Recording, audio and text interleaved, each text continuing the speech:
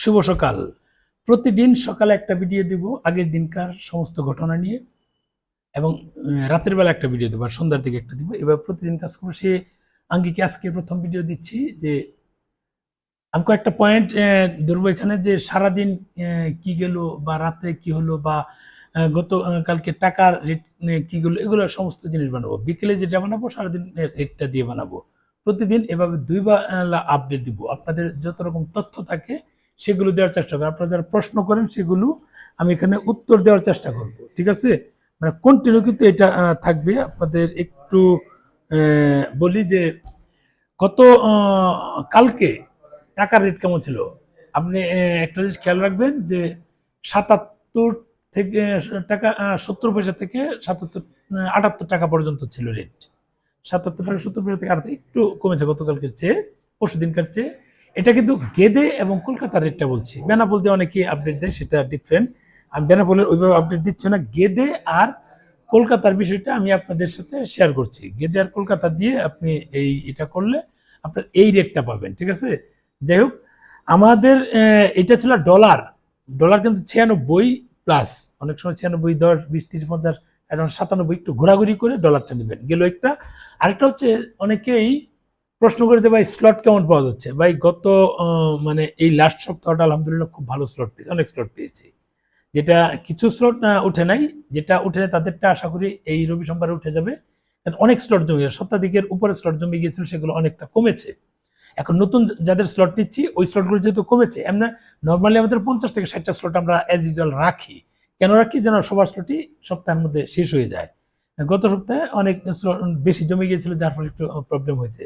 ওটা ব্যাপার না, যাদের এমার্জেন্সি ছিল। আমি কিন্তু মানে নর্মাল স্লট নিয়েছিলাম, সেটা এমার্জেন্সি উঠেছে। আরেকটা এমার্জেন্সি নিয়েছিলাম, বুধবার নিয়েছিলাম, মঙ্গলবার নিয়েছিলাম, বুধবার উঠেছে।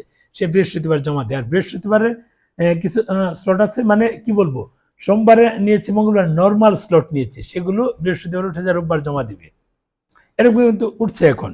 আর ট্রেনের টিকিট, আপনারা অনেকেই বলেন যে ট্রেনের টিকিট পাওয়া যাচ্ছে না। ট্রেনের টিকিট না পাওয়া যাওয়ার কারণ হচ্ছে আপনারা ইমিডিয়েটলি যেতে চান, ভিসা হলো, ভিসা পাওয়ার এক সপ্তাহের মধ্যে যেতে চান, তখন কিন্তু সাধারণত টিকিট পাওয়া যায় না। কারণ ভারতীয় ট্রেনের টিকিট 2 মাস আগে পর্যন্ত তারা এটা ছেড়ে দেয়। কাজেই জেনারেল টিকিটগুলো পাওয়া যায় না। তখন বাধ্য হয়ে আমরা যারা বিদেশি আছি, ভারতের ক্ষেত্রে বিদেশি, আমরা যেহেতু বাংলাদেশি লোক, বিদেশি বলা যায়, অর্থাৎ এদের জন্য ফরেন টিকিট পাওয়া যায়। ফরেন টিকিট রেট বেশি পড়ে, কিন্তু তারপরেও আপনার অনেক সময় এই ফরেন টিকিটের দরকার হয়। যেমন কলকাতা থেকে চেন্নাই গেলে আপনার করমন্ডল এক্সপ্রেস ট্রেনে 3টা ফরেন টিকিট এসি থাকে, বিকাল 3টায় ছাড়ে। আর নন এসি সম্ভবত 5টা না 6টা যেন থাকে, ভুলে গেলাম। আমি নেক্সট ভিডিওতে আপডেট দিব। এরপর 2টো টিকিট থাকে চেন্নাই মেলে, এটা রাতের বেলা ছাড়ে, রাত 11টা কত যেন ছাড়ে।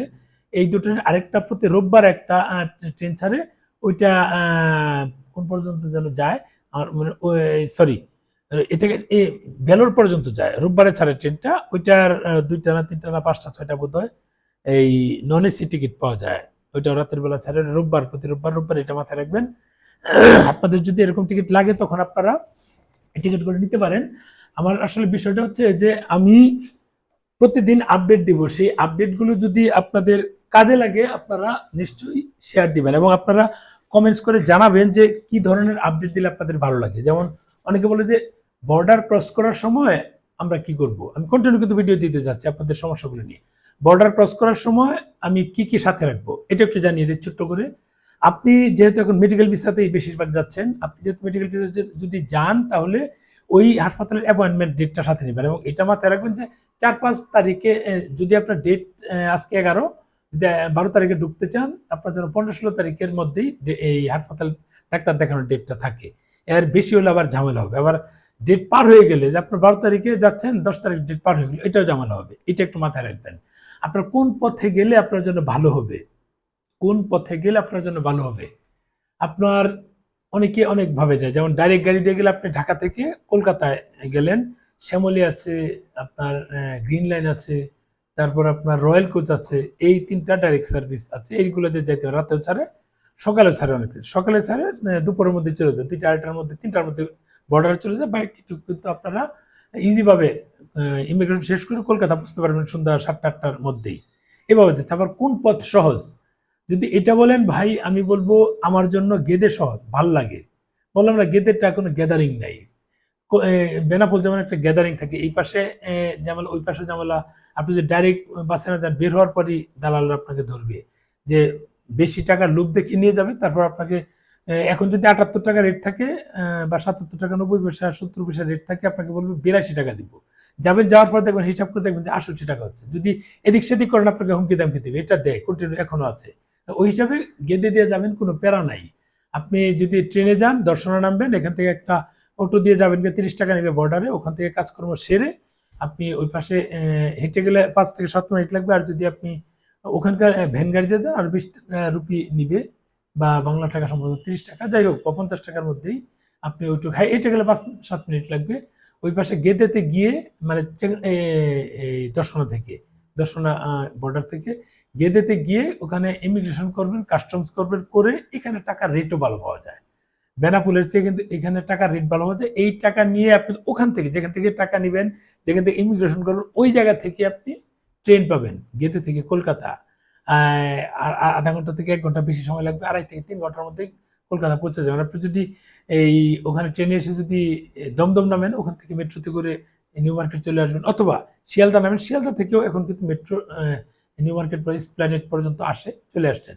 এরপর তো কাছেই নিউ মার্কেট এরিয়াতে, বা অনেকেই একেবারে এই যদি মণিপাল যায় বা পেয়ারলেস যায়, ওইসব জায়গায় তারা একেবারে চলে যেতে চায় মেট্রোতে করে, সেটাও পারেন, কোনো অসুবিধা নেই। বা অনেকে যদি মনে করেন যে ডাইরেক্ট আপনি এই ইয়ে থেকে, এই বেনাপোল থেকে বনগা থেকে আপনি ট্রেনে করে শিয়ালদা আসবেন, শিয়ালদা থেকে অনেকে দিল্লি যায়, অনেকে অন্য অন্য জায়গায় যায়। বা শিয়ালদা থেকে যদি আপনি মনে করেন যে না, আপনি এই ইয়ে যাবেন, এই কি বলে হাওড়া যাবেন, হাওড়াতে কিন্তু মেট্রোতে ভেঙে ভেঙে যাওয়া যায়। আবার যদি ট্যাক্সি নেন, ট্যাক্সিতে যেতে পারবেন, বাসে এগুলো বাসে যেতে পারবেন।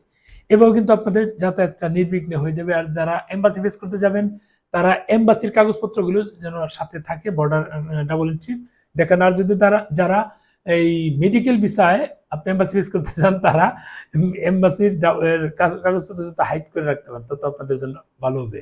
আর যারা বিজনেস করেন, বিজনেস ভিসায় যান, তাদের আইআরসি এবং ট্রেড লাইসেন্সগুলো সাথে রাখার চেষ্টা করবেন, অনেক সময় দেখতে চায়, তা নাহলে ঝামেলা হতে পারবে। ভালো থাকবেন, প্রতিদিন আপডেট দিব যতটুকু আপডেট থাকে। আবার অনেকেই বলছে যে ভাই ট্যুরিস্ট ভিসার আপডেট কি? ভাই ট্যুরিস্ট ভিসার কোনো আপডেট নাই, যদি আপডেট আসে জানানো হবে। এখন আমাদের যে নতুন হাই কমিশনার আসছে, উনি আসলে হয়তো একটা পজিটিভ রেজাল্ট যদি হয়, তাহলে আমরা আপনাদেরকে জানাতে পারবো। ভালো থাকবেন, শেয়ার দিন ভিডিওটা।